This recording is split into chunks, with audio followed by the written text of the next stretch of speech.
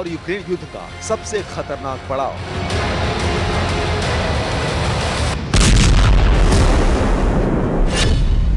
Ukraine में उठेगी तबाही की नई लहर।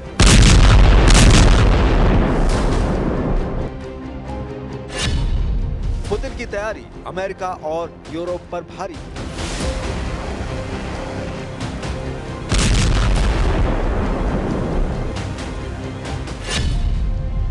वॉर जोन से आई नए महासंग्राम की आहट।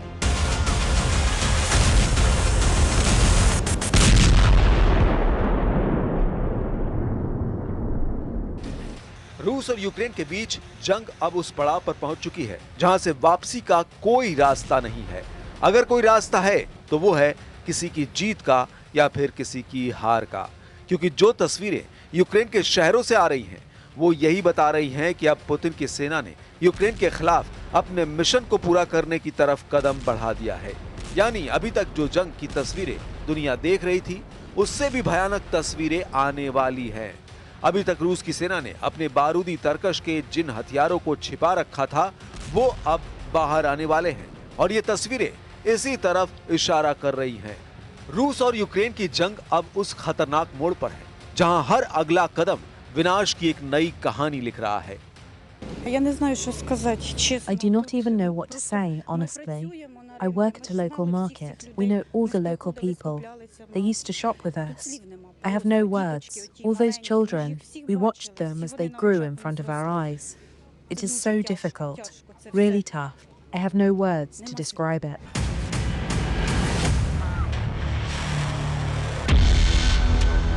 पुतिन की सेना अब सिर्फ फ्रंट लाइन पर नहीं बल्कि सीधे यूक्रेन के दिल पर वार कर रही है। कीव से लेकर खार्किव और डोनेस्क तक आसमान में सिर्फ मिसाइलों की आवाज है और जमीन पर मलबे के ढेर। महज एक हफ्ते में रूस ने हाई प्रिसिशन हथियारों और ड्रोन से 7 बड़े ग्रुप स्ट्राइक किए। टारगेट साफ थे, यूक्रेन की ताकत को जड़ से खत्म करना। हथियारों के कारखाने, एयरबेस, मिसाइल स्टोरेज डिपो और फ्यूल डिपो सब कुछ तबाह कर दिया गया। यानी यूक्रेन की उस ताकत पर हमला किया गया जिसका इस्तेमाल अब तक रूस के खिलाफ किया जा रहा था। इसी बीच रूस ने एक और बड़ा दावा किया है। रक्षा मंत्रालय के मुताबिक 23 से 29 अगस्त के बीच रूसी सेना ने डोनेस्क और निप्रोपेट्रोवस्क में 6 नई बस्तियों पर कब्जा कर लिया। इसका मतलब है कि धीरे धीरे रूस यूक्रेन के नक्शे से गांव और कस्बे मिटाता जा रहा है। ये सिर्फ इलाकों पर कब्जा नहीं बल्कि मनोवैज्ञानिक दबाव भी है, क्योंकि हर बस्ती पर कब्जे के साथ यूक्रेन के लोगों में डर गहराता जा रहा है। लेकिन यूक्रेन भी चुप नहीं है। रूसी हमलों के कुछ ही घंटों बाद जेलेंस्की की सेना ने रूस के ब्रांस्क क्षेत्र में एक डीजल फ्यूल डिस्ट्रीब्यूशन स्टेशन को उड़ा दिया। ये वही स्टेशन था जो रूस के सैनिकों को ईंधन सप्लाई करता था। यूक्रेन का संदेश साफ था, अगर रूस हमारी सप्लाई लाइन तोड़ेगा तो हम भी रूस की सप्लाई लाइन को निशाना बनाएंगे। फिर भी जंग का पलड़ा भारी दिख रहा है रूस के पक्ष में। वजह साफ है, पोक्रोवस्क दिशा। यहाँ रूस ने करीब 1 लाख सैनिक तैनात कर दिए हैं। हथियारों का जखीरा जुटा लिया गया है और यूक्रेनी खुफिया रिपोर्टों के मुताबिक रूस जल्द ही इस दिशा में सबसे बड़ा जमीनी हमला कर सकता है।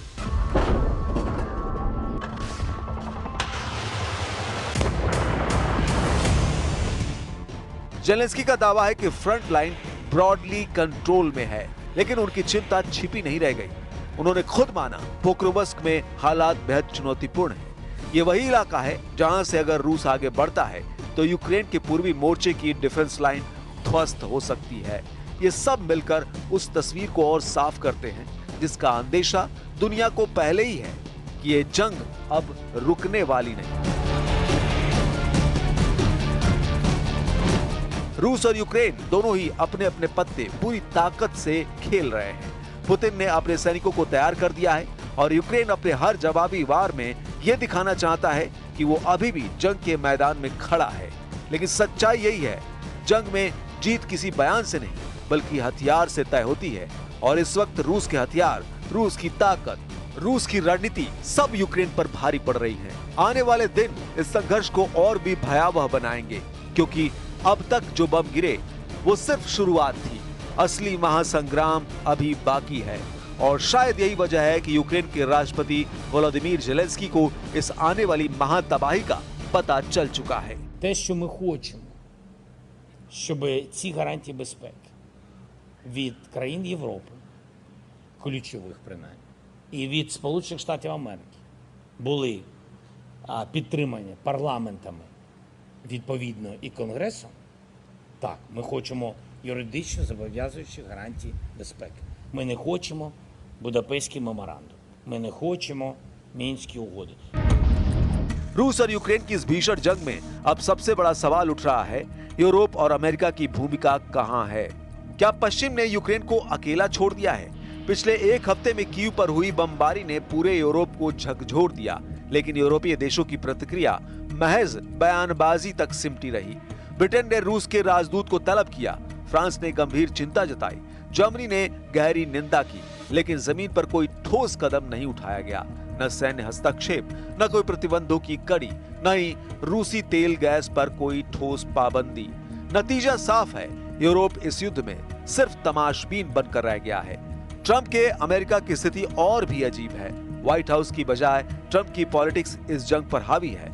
ट्रंप खुद कह रहे हैं, I am not surprised, not happy, लेकिन ये नॉट हैप्पी यूक्रेन की रक्षा नहीं कर सकता।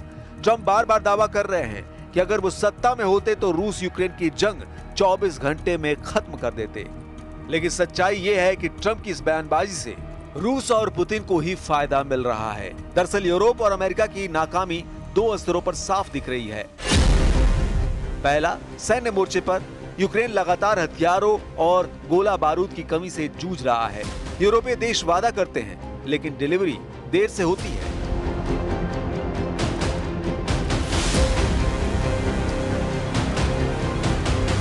अमेरिका से आने वाले एड पैकेज पर कांग्रेस में राजनीति हो रही है। यही वजह है कि ज़ेलेंस्की बार-बार कानूनी सुरक्षा गारंटी की मांग कर रहे हैं। यूक्रेन की नाकामी की दूसरी वजह भी समझिए, यह है डिप्लोमेटिक मोर्चा। पश्चिमी दुनिया रूस पर दबाव बनाने के लिए पूरी तरह नाकाम रही है। पुतिन लगातार हमला कर रहे हैं, नए-नए इलाके कब्जा कर रहे हैं और यूरोप की चेतावनियों को खुलेआम नजरअंदाज कर रहे हैं। ब्रिटिश काउंसिल और ईयू दफ्तर पर हुए हमले इसका जीता जागता सबूत हैं। जब अंतर्राष्ट्रीय संस्थाओं तक पर हमले हों और फिर भी पश्चिम सिर्फ चिंता जताए, तो ये सीधे-सीधे फेल्योर है। Домагатися миру через силу. Цей термін він був озвучений президентом Трампом. Ми його повністю підтримуємо. Неможливо сьогодні щось робити без припинення вогню. І те, що сталося минулої ночі, це є фактом. Я мав можливість навіть продемонструвати пану Віткафу фото, що сталося, руйнування, загибель наших людей. Також ми говорили про те, що ми працюємо з нашими американськими і європейськими партнерами над гарантіями безпеки. Це дуже важливо, і без них неможливо дивитися вперед. І сьогодні Україна і українці, безумовно, потребують дуже чітких і дуже сильних гарантій безпеки. І саме про такі гарантії безпеки ми говоримо.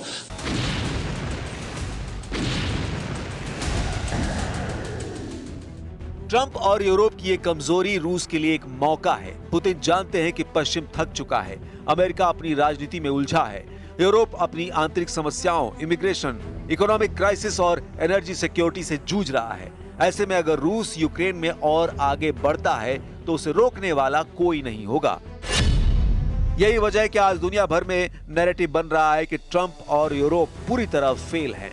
ज़ेलेंस्की को उम्मीद थी कि पश्चिम उनके लिए ढाल बनेगा, लेकिन अब वही पश्चिम सवालों के घेरे में है। इस युद्ध का असली सच यही है कि जब बड़े देश राजनीतिक बयानबाजी और कूटनीतिक दिखावे में उलझ जाते हैं, तब छोटे देश युद्ध भूमि पर अकेले पड़ जाते हैं। और इस वक्त यूक्रेन उसी अकेलेपन का सबसे बड़ा उदाहरण है। लेकिन ये मामला सिर्फ यूक्रेन की बेचारगी तक सीमित नहीं है। ये हालात तमाम चुनौतियों के बीच लगातार बढ़ती रूस की ताकत और पुतिन की मजबूत इच्छा शक्ति की तरफ भी इशारा करते हैं।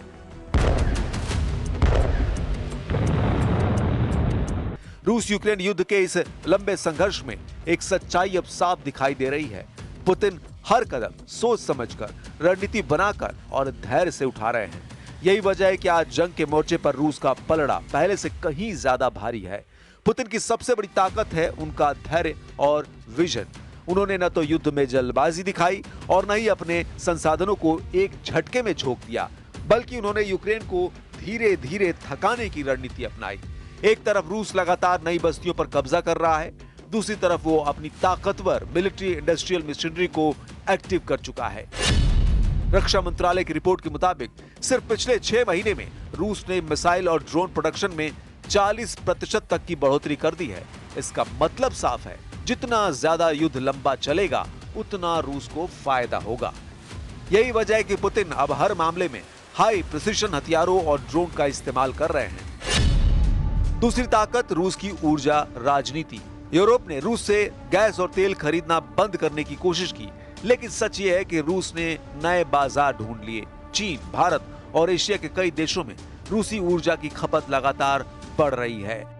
नतीजा ये कि रूस की अर्थव्यवस्था न सिर्फ टिकी हुई है, बल्कि उसके पास युद्ध को लंबा खींचने के लिए पैसों की कमी नहीं है। पुतिन की तीसरी ताकत है उनका घरेलू मोर्चा। जंग लंबी खींचने के बावजूद रूस के अंदर पुतिन की पकड़ ढीली नहीं पड़ी। सरकारी आंकड़ों और पश्चिमी खुफिया रिपोर्टों के मुताबिक रूस ने पुतिन के समर्थन का ग्राफ 70% से ऊपर बना हुआ है। यही कारण है कि पुतिन अपने हर बड़े फैसले में बिना दबाव के आगे बढ़ पा रहे हैं।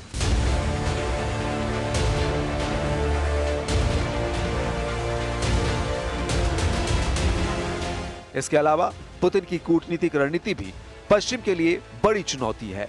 ब्रिक्स देशों से लेकर ग्लोबल साउथ तक रूस ने लगातार अपने लिए समर्थन जुटाया है। अफ्रीका, लैटिन अमेरिका और एशिया के कई देश रूस को एंटी वेस्ट ताकत के तौर पर देख रहे हैं। संयुक्त राष्ट्र में भले ही निंदा प्रस्ताव आते हों, लेकिन असल दुनिया में पुतिन को कूटनीतिक अकेलापन झेलना नहीं पड़ रहा। और अब चौथी और सबसे अहम ताकत, फौजी जमावड़ा। यूक्रेन के राष्ट्रपति जेलेंस्की ने खुद स्वीकार किया है कि रूस ने पोक्रोवस्क दिशा में लगभग 1 लाख सैनिक तैनात कर दिए हैं। इसके साथ ही टैंकों, तोपों और मिसाइलों का विशाल भंडार तैयार है। इसका मतलब है कि आने वाले दिनों में रूस किसी भी वक्त सबसे बड़ा जमीनी हमला कर सकता है। इन सारी बातों को जोड़कर देखें तो तस्वीर साफ हो जाती है। पुतिन न तो थके हैं, न झुके हैं और न ही रुके हैं। वो युद्ध को अपनी शर्तों पर आगे बढ़ा रहे हैं। पश्चिम की कमजोरी और यूक्रेन की थकान ने उन्हें और मजबूत बना दिया है। यही कारण है कि आज की दुनिया में ये नैरेटिव मजबूती से उभर रहा है कि अब इस जंग का फैसला पुतिन के बम से होगा।